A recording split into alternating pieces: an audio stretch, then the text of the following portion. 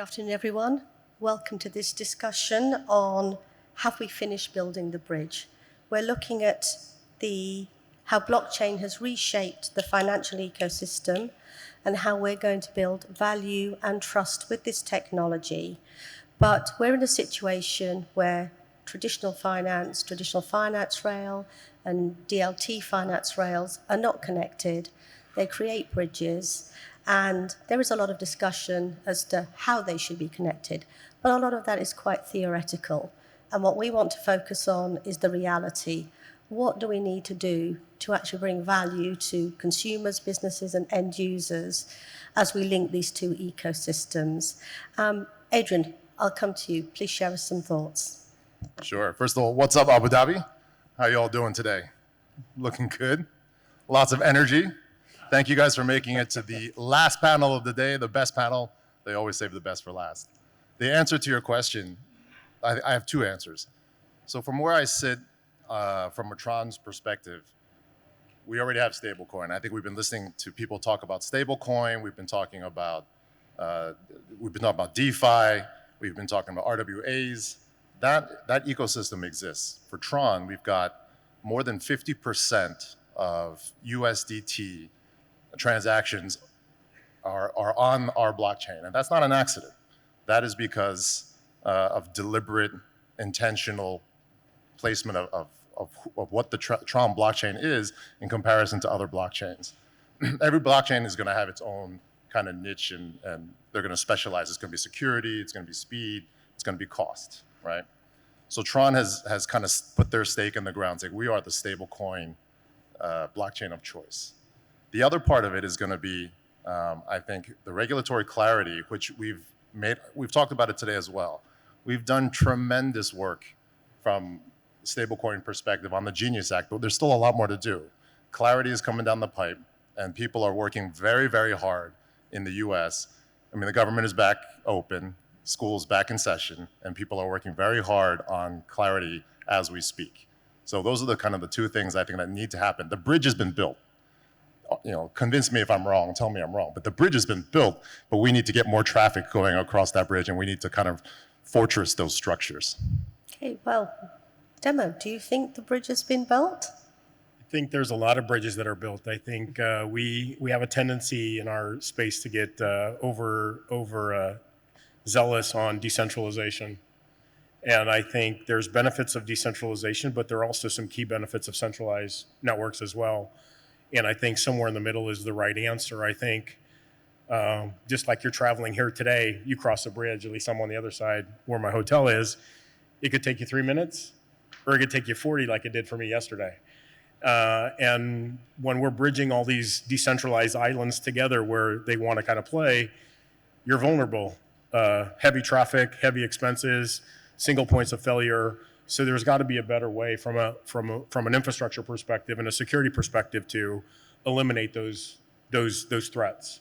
So I think that's some of the challenges that we have, and hopefully the regulatory clarity will isolate that, but really some interoperability of connecting these disparate islands together in a much more systematic way and eliminating a single point of failure, I think, are going to be critical to our success. Because I know a lot of my customers, and they don't care what chain their stablecoin is on for the most part. They just want the stablecoin, and they don't need to know what chain it's on, and we need to make that seamless. Thank you. So, Omar, I mean, there seems to be a question mark as to actually how robust these bridges are if we actually have them. So what's your view? Sure. Also, earlier when we were talking, it was, it's about what are you bridging? So yes, bridging tokens takes a really long time. Yeah. And you're literally trying to move physically one token from another chain to another chain. But what you're actually trying to bridge, and I feel like that's where it becomes important, is assurances. So you want verifiable compute happening across these bridges. And I feel like a lot of the way we've been bridging up till now has very little to do with assurances. It's more about actually getting the token to move physically across different chains, which creates a certain backlog of like, how are we actually going to get these assets in different places? And then tied to that, like, and Tron's like volume with stablecoins is kind of evidence for this. We have liquidity. There's a decent amount of liquidity there. What we don't have is good quality underwriting of credit, which you can really give to traditional financial actors so they can trust that ecosystem and they can actually invest in something that's connected a little bit more to the real world. And I feel like we think a lot in terms of APYs, as we were discussing earlier, but we think a lot less in terms of how are you going to underwrite this credit? What are the open standards that our TradFi finds comfortable to use? And how are we going to invest these and get more like fixed income yield, for example? Adrian, you look Yeah, like you want to I come think in the there. cool thing about what we were just saying is TradFi is woken up, right? I mean, this conference is clear evidence of that. So TradFi got the message, the liquidity is there, 10-10 aside. TradFi doesn't love blockchain because of decentralization. They love it because it solves problems. Yes. It solves problems that they're facing. And if they don't cross that bridge that we've built, they're going to be left behind, and they know that. So then to your point about, as far as the APY, I mean, to me, that's, my team and I, we just wrote an op-ed on that. I think giving up that APY for stablecoin specifically is an olive branch to the FIs and the TradFi and say, hey, walk this bridge with us. Come over here. Stablecoins were not invented to generate yield. They were invented for volatility hedge, when crypto trading, and then it became super dollars, digital dollars that can travel all over the world instantaneously, securely. So, I mean, that to me is where TradFi, where the rubber meets the road, TradFi and DeFi come together. I think they're okay with earning on stables and earning, because I mean, running an infrastructure and a staking business and a wallet business and a DeFi business for TradFi, obviously you have to have security being paramount from conception on. But people want to earn, but they also want to understand the risk associated with that earning. Because I get a little crazy when people want to loop certain assets multiple times, or they're promising double digits of APY and not understanding the risk continuum behind that. So I think you have to be able to provide that scoring and provide that methodology and provide something, because people want to stake their assets, but they also want to earn in other capacities too. And if they can earn on BTC, they can earn on stables, they can earn on ETH and other assets, but in a reasonable, secure way, I think it's comparable. Agreed. And I think some of the standards that we see kind of finally emerging in DeFi, it makes it easier to understand how we can actually not necessarily regulate, but structure and create frameworks in DeFi. And it's going to be much easier than to monitor the way TradFi has been evolving. And I think that's probably what 2026 is going to bring, some credibility to frameworks that are adopted within the DeFi ecosystem. But you mentioned, and I'll come to you, Demo, you mentioned about the islands and linking the islands.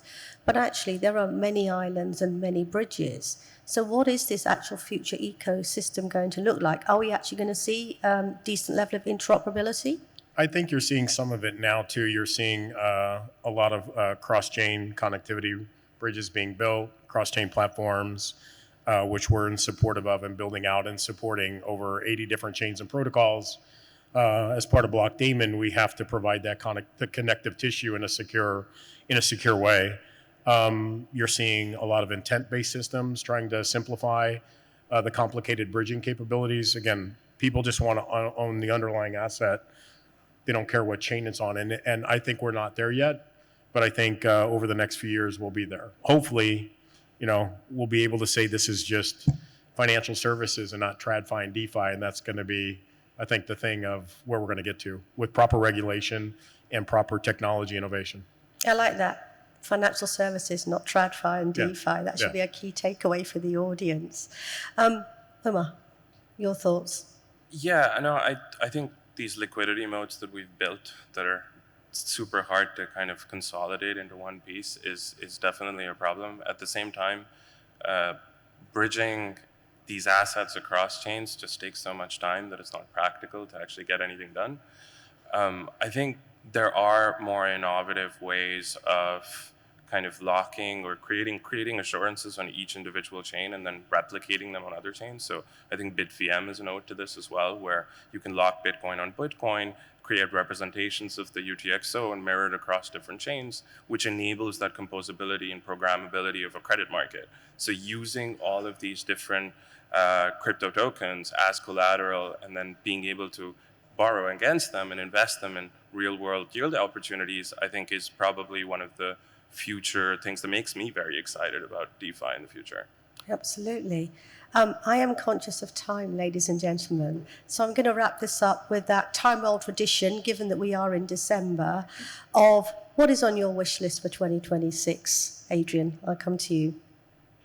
So I have a couple, but I'll try to keep it tight. Number one, stablecoins becomes a standard of settlement for 2026, not just an experiment for banks, for fintechs, and for enterprises that want to use it. I want blockchain to sort of just something that disappears, that the consumer is not constantly asking about, well, what is blockchain? What does it mean? And it's just the payment rail. Similar like the ACH is a payment rail in the US, similar to SWIFT. People don't need to understand it. It just is. So these are the two things that I hope to see in 2026.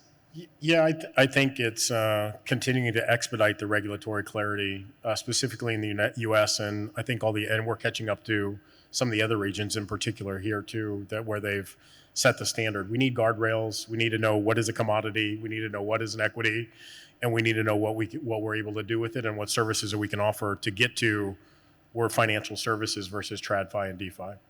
Thank you. Omar. I think this is going to be the year we can separate custody from control. So actually have programmable controllability of what you want to do with your collateral and your Bitcoin, your other crypto assets. Wonderful. Thank you. Well, ladies and gentlemen, come back next year and we'll see if the wish list has been fulfilled. Thank you very much. Perfect. Thank you very much. Thank you.